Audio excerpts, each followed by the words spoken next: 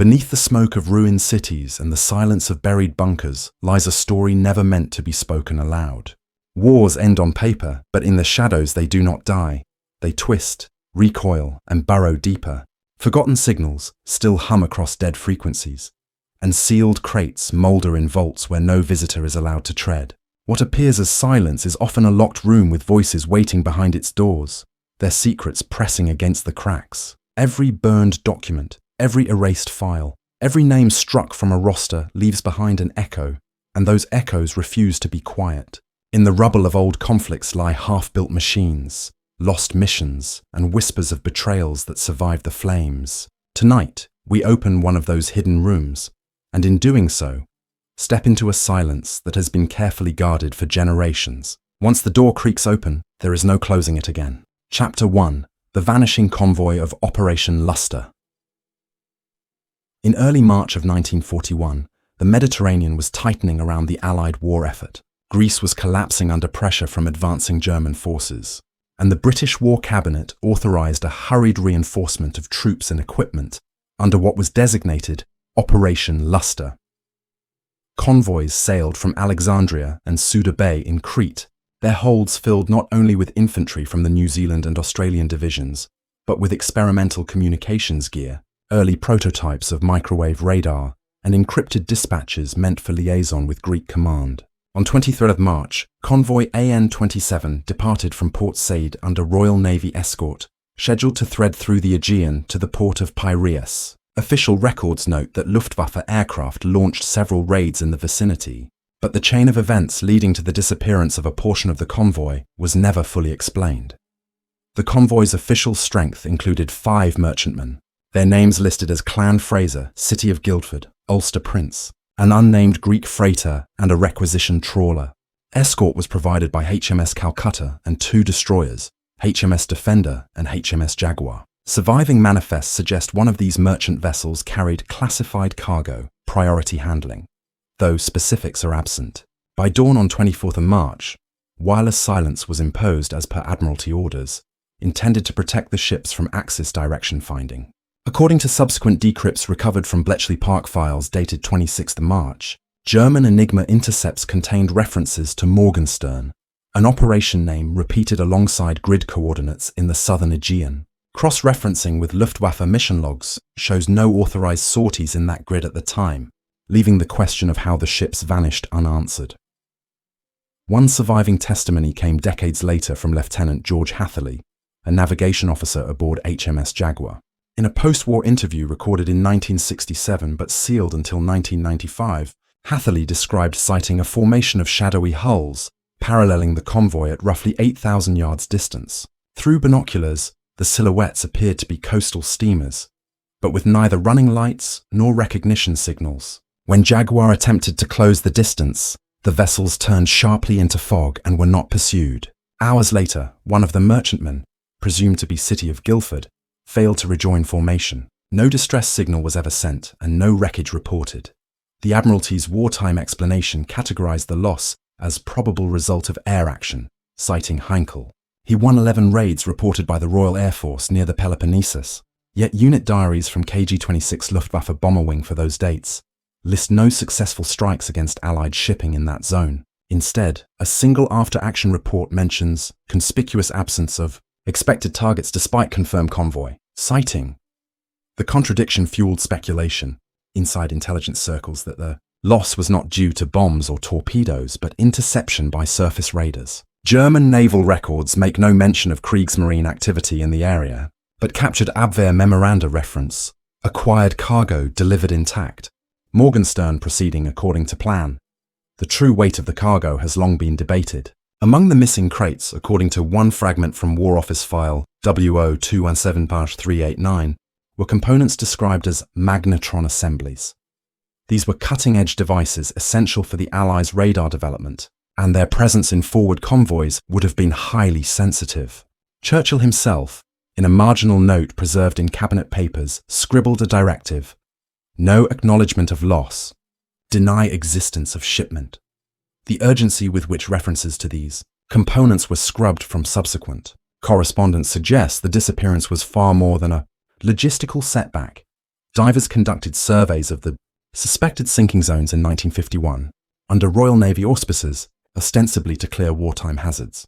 No hulls matching the lost convoy were located. Only scattered debris, including a life ring marked Sea Far, likely from Clan Fraser, was recovered.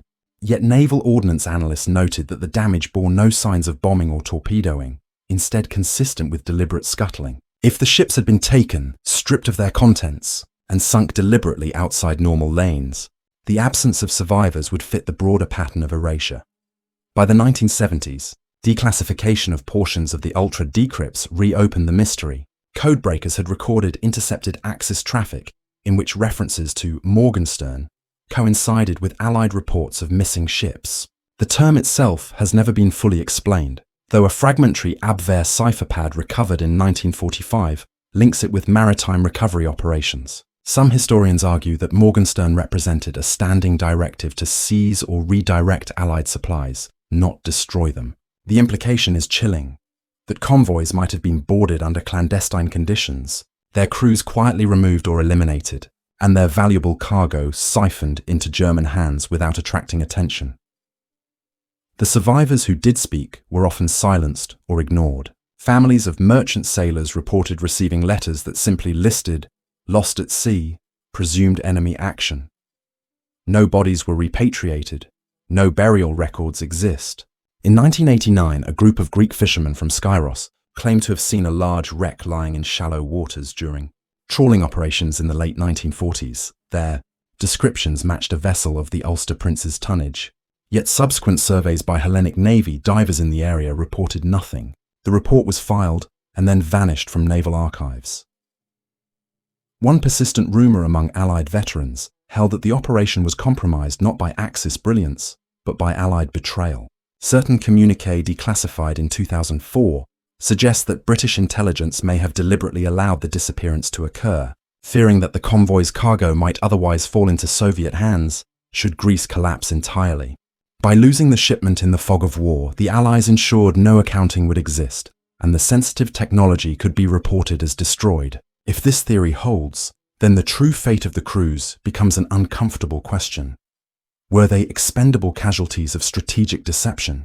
Today, the story of the vanishing convoy remains buried in fragments of naval logs, survivor whispers, and redacted files. Operation LUSTRE itself is remembered in broad strokes as a desperate reinforcement of Greece before its fall.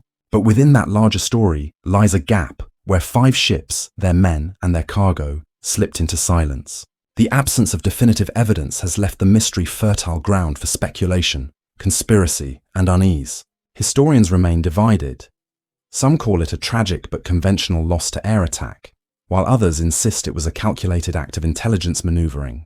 The name Morgenstern, appearing again and again in intercepts without context, still hovers as the only clear marker of a hidden hand guiding events. For the families of those aboard, closure never came.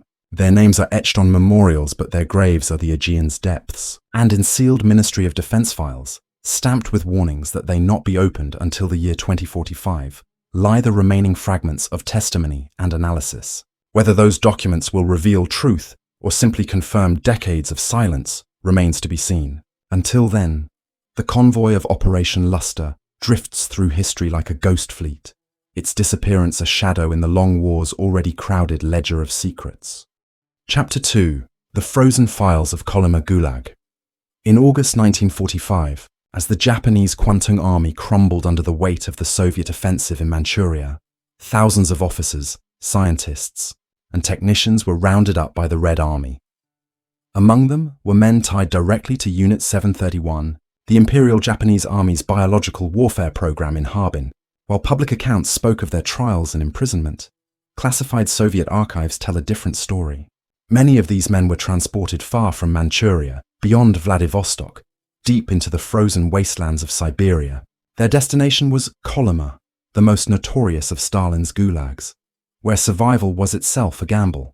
Yet certain prisoners were separated from the others, marked in camp ledgers not with prisoner numbers, but with designations such as Labor, Number 13. Those few did not toil in mines but were assigned to a mysterious compound situated outside the main camp perimeter, guarded by the NKVD and absent from maps. The Gulag files that survived the post-Stalin purges suggest that this Laboratory 13 was no ordinary detention site. The scientists, most of them conscripted medical officers from Harbin, were forced to reconstruct their wartime research on plague, anthrax, and other pathogens under Soviet supervision. A 1947 NKVD memorandum, later recovered from an abandoned archive in Magadan, describes applied medical research directed by specialists of foreign origin. The document mentions the allocation of field animals, sealed glass containers, and testing chambers constructed to withstand internal pressure release.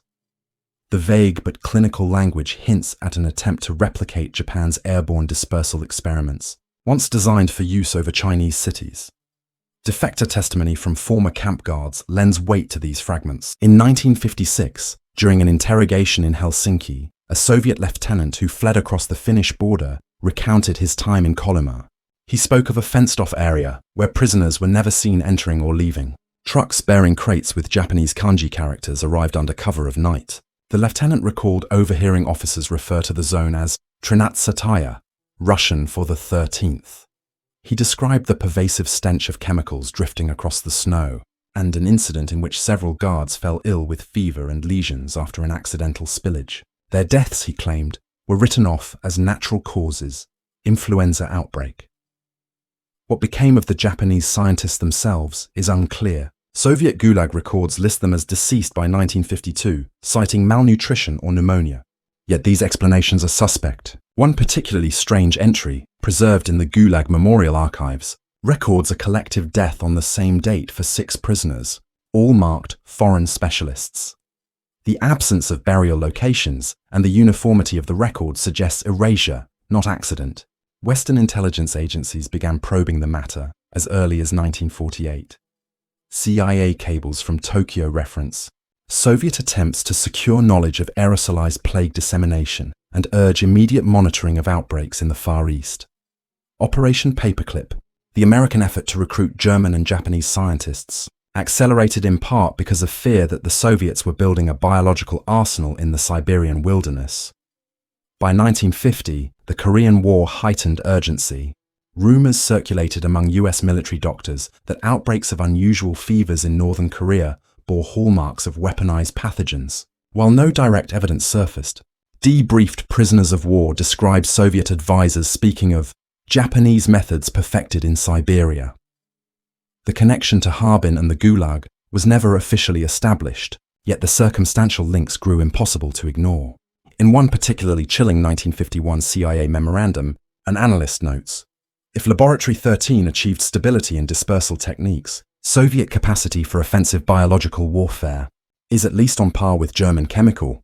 Research appropriated post-1945. The file was classified top secret and buried in Langley's archives. When Stalin died in 1953, much of the Gulag system was dismantled or reorganized.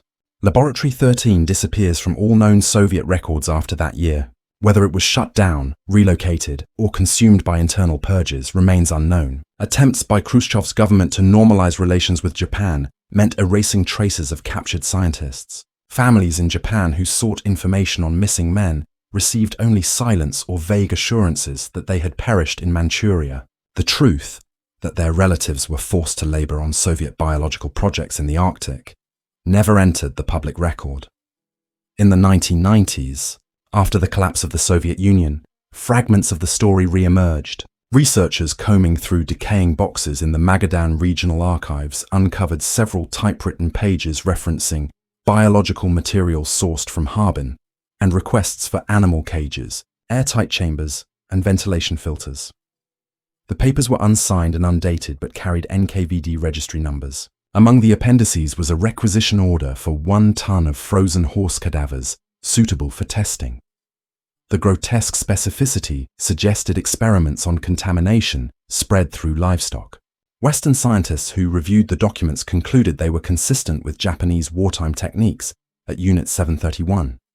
The testimony of survivors also began to surface. In 1993, a former Gulag prisoner named Ivan Petrov gave an interview to a Russian journalist. He claimed to have met Japanese inmates in Kolyma who were separated from the general population. Petrov described them as frail, terrified men, dressed in cleaner uniforms than the average prisoner. He recalled whispers among the camp inmates that these Japanese were doctors.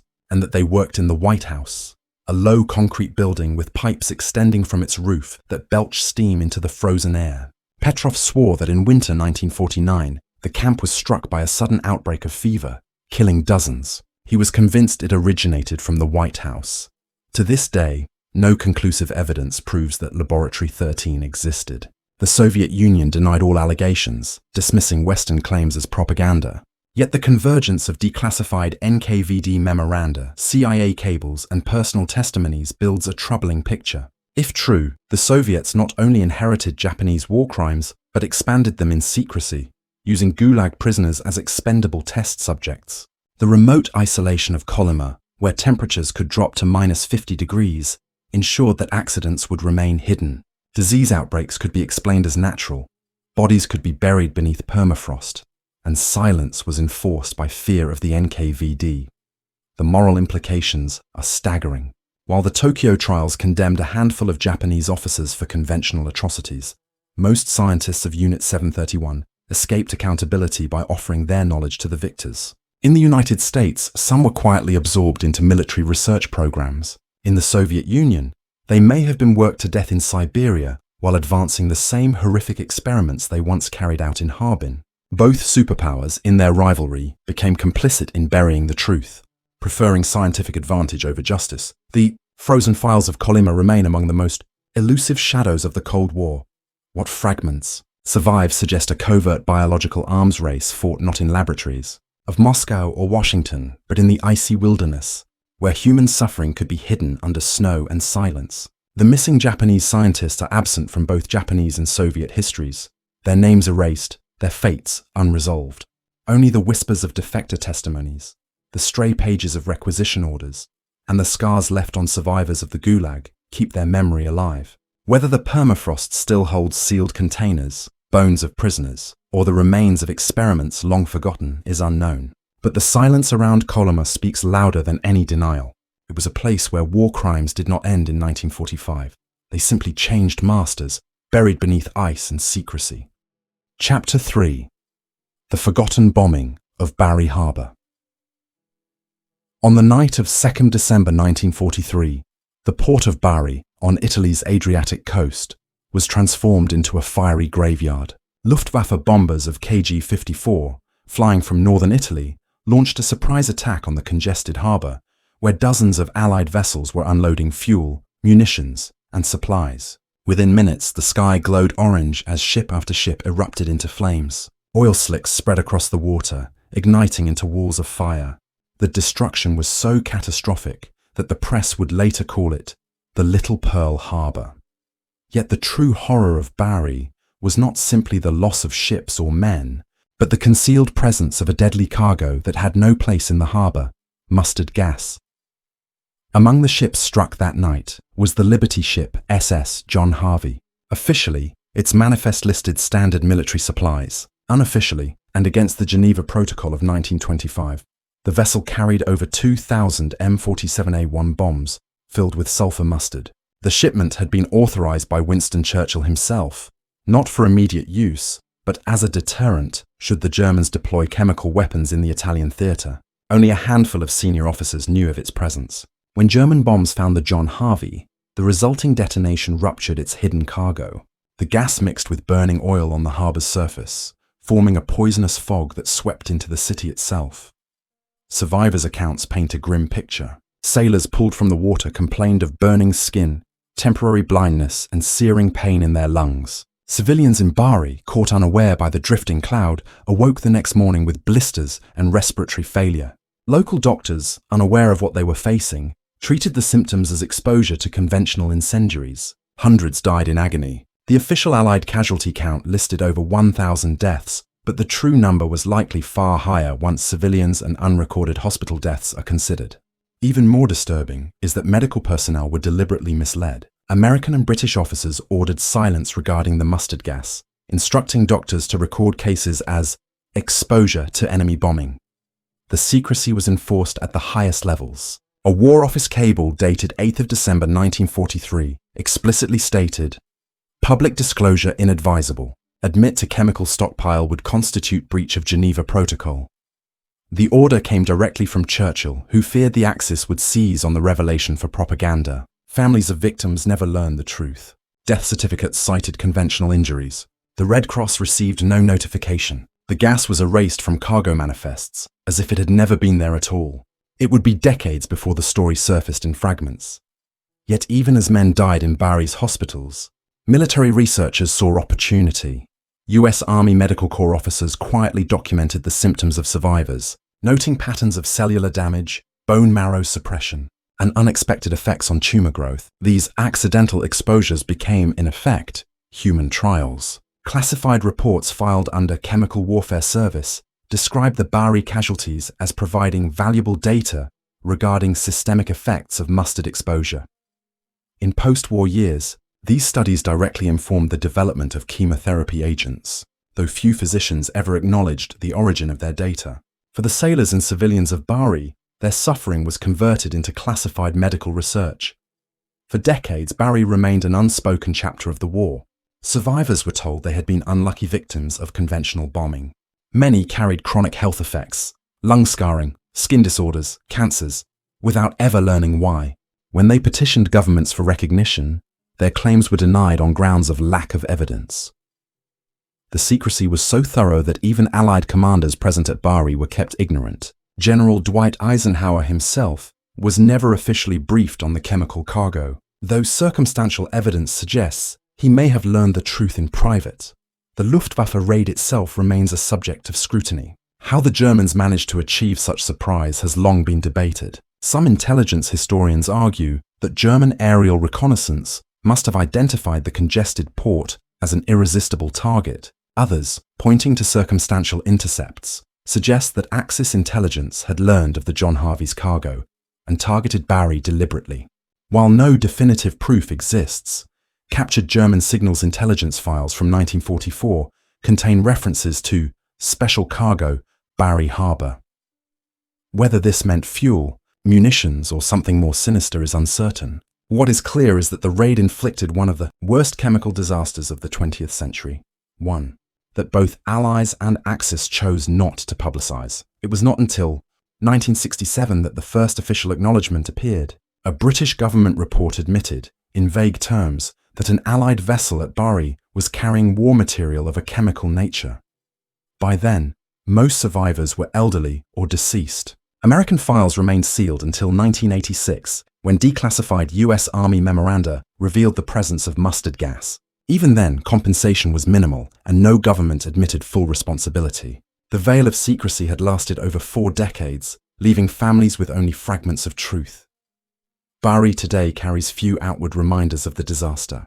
The harbour has long since been rebuilt, the wrecks cleared or scuttled offshore, yet divers occasionally recover unexploded ordnance, rusted shells, corroded bombs that trace back to that fateful night. Some still contain residues of mustard. Italian authorities quietly dispose of them, rarely announcing finds to the public.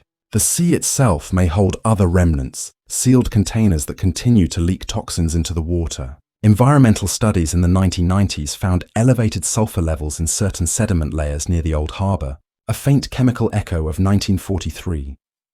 The forgotten bombing of Bari is a reminder of how war's tragedies are often compounded by secrecy. A surprise raid became a mass chemical exposure, concealed to preserve political credibility and strategic advantage. Men and women died not only from enemy bombs, but from their own side's decision to break international law. Their suffering was rewritten as medical opportunity. Their deaths erased in official documents.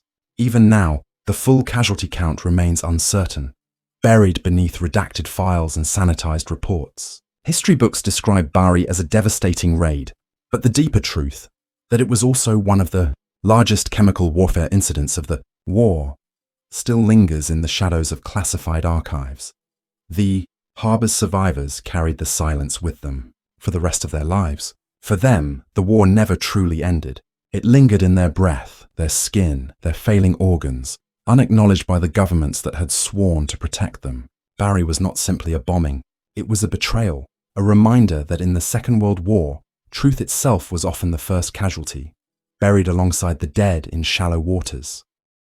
Chapter 4. Shadows of Operation WEREWOLF Cells. By the closing months of 1944, as Allied forces pushed into the Rhineland and Soviet armies surged west, the Nazi regime faced imminent collapse. Yet, Heinrich Himmler and remnants of the SS conceived of a plan that would ensure resistance beyond surrender. It was codenamed Operation Werewolf. Official histories describe it as a desperate, short-lived propaganda effort to encourage guerrilla action. However, buried in OSS interrogation reports, smirched dossiers, and fragments of declassified Army Counterintelligence Corps files lies evidence that Werewolf was more organized, more lethal, and more enduring than the sanitized version ever allowed. Captured German documents recovered in Frankfurt in April 1945 contained detailed training manuals for clandestine sabotage.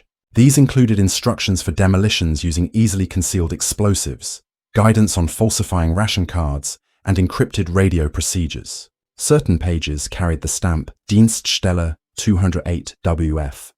An administrative office linked to SS Obergruppenführer Hans Adolf Prützmann, Himmler's appointed chief of Werewolf operations. Among the papers were lists of pre-designated hideouts in Bavarian forests and Thuringian hills, marked with symbols that intelligence officers later identified as weapons caches. American officers dismissively catalogued the documents as theoretical. Yet, in the months following Germany's surrender, unexplained incidents told another story. On 23 June 1945, an ammunition depot near Bamberg exploded without warning, killing 4 US Army engineers. Official reports attributed it to mishandling of munitions, but an internal counterintelligence corps (CIC) investigation found evidence of shaped charges placed at structural weak points.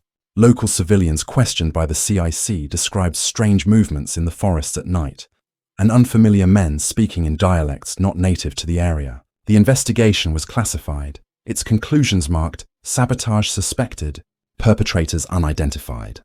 A similar event occurred that autumn near Flensburg, when a railway bridge collapsed just before a troop transport was scheduled to cross. Again, the official explanation cited structural fatigue, yet OSS cables referred to werewolf tactics consistent with SS sabotage training.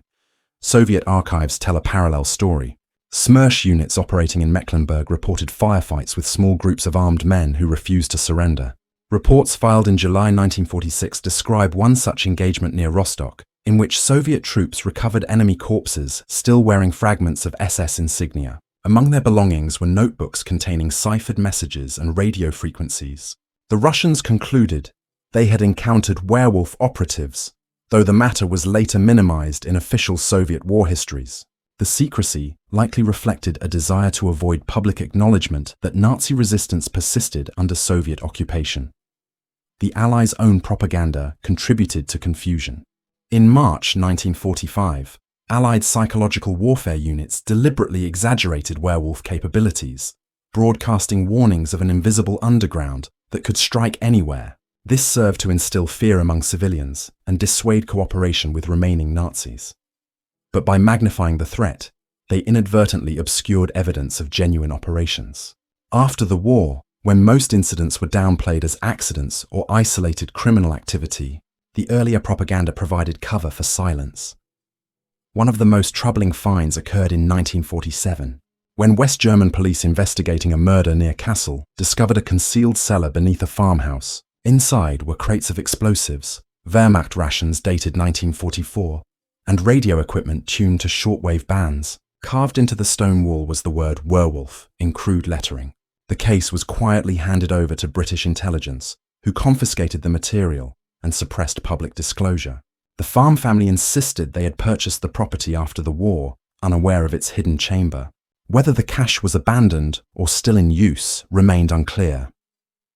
Declassified CIA documents from the early 1950s suggest that the US began monitoring werewolf remnants not merely as a leftover Nazi problem, but as a potential Cold War asset. In one memo dated 1952, an analyst speculated that remaining guerrilla networks in the Federal Republic may serve as contingency force in event of Soviet incursion.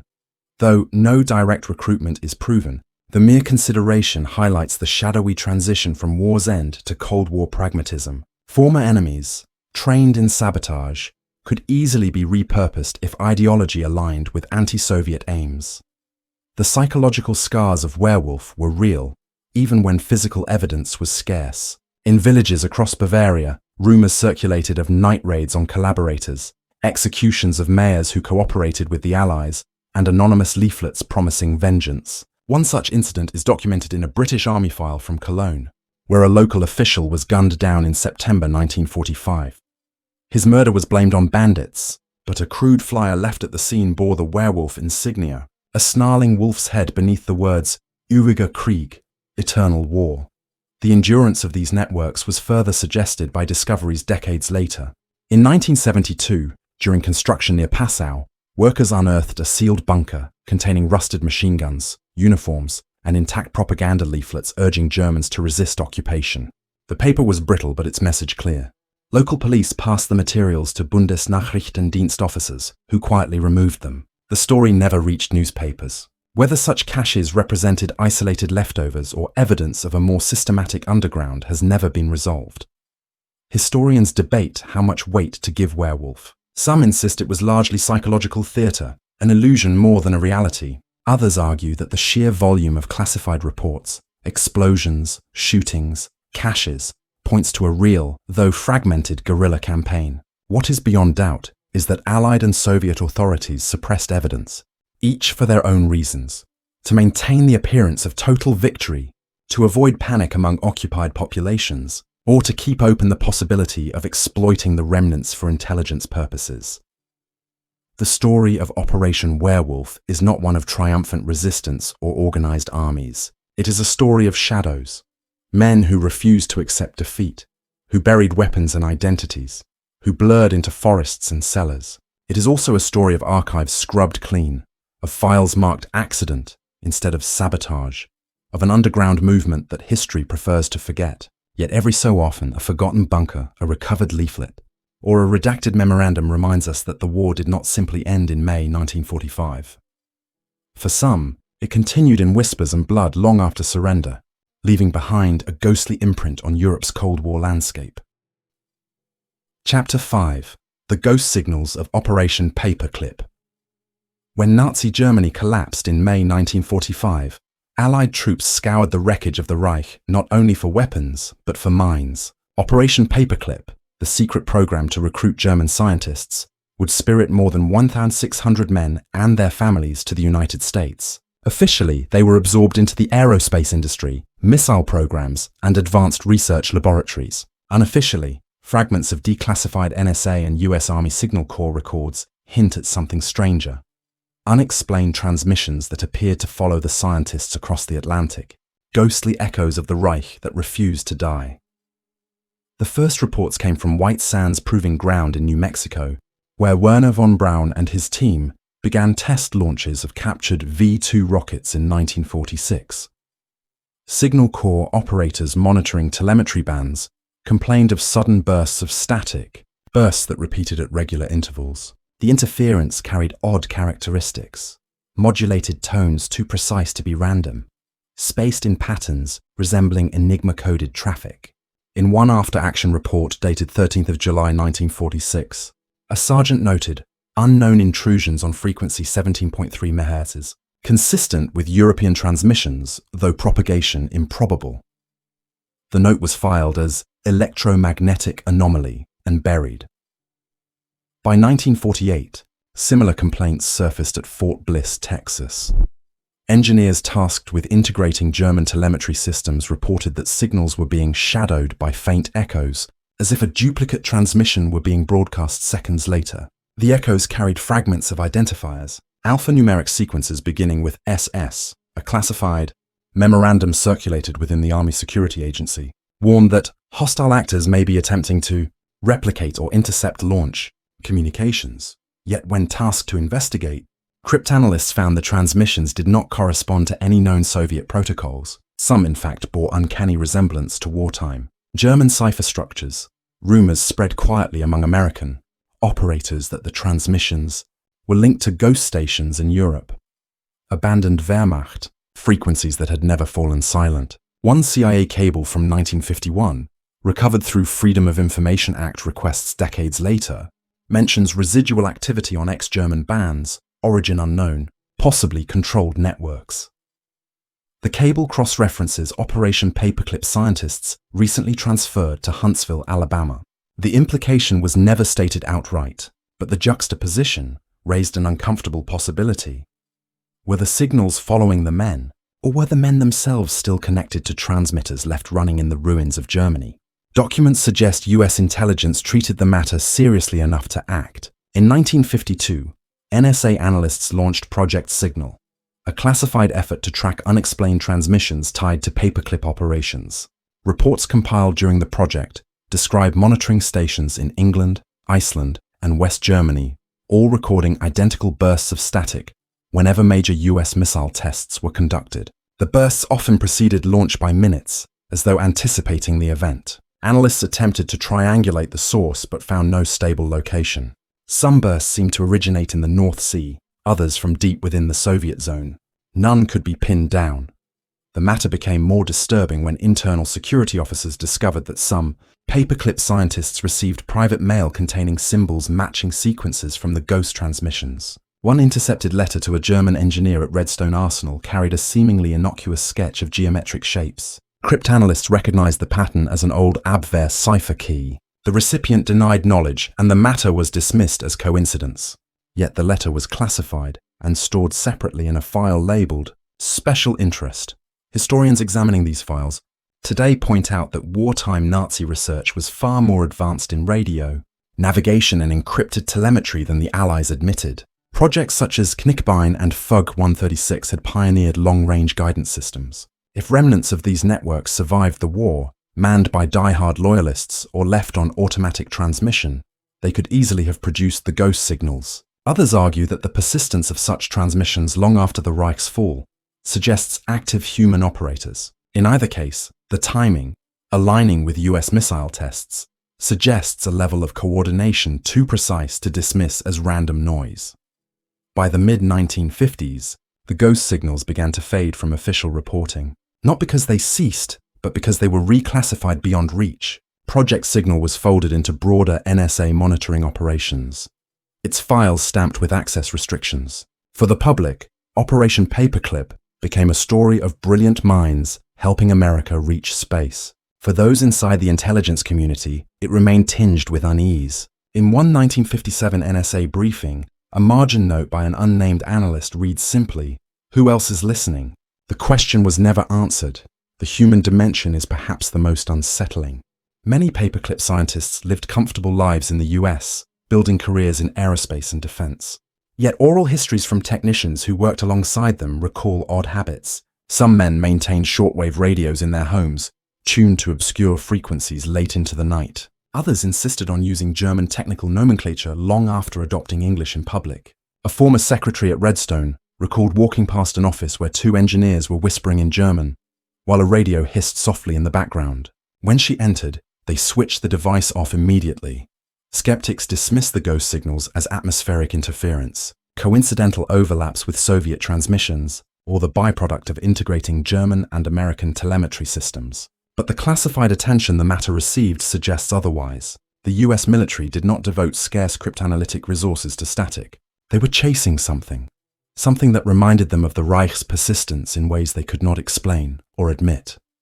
By the 1970s, as paperclip veterans retired and the Cold War shifted focus, references to the ghost signals dwindled. Yet even into the 1980s, NSA logs occasionally note legacy intrusions during missile launches. Analysts unfamiliar with the old files dismissed them as anomalies. Only a handful of veterans recognized the patterns, muttering privately about werewolf stations or dormant SS networks that had never truly gone dark.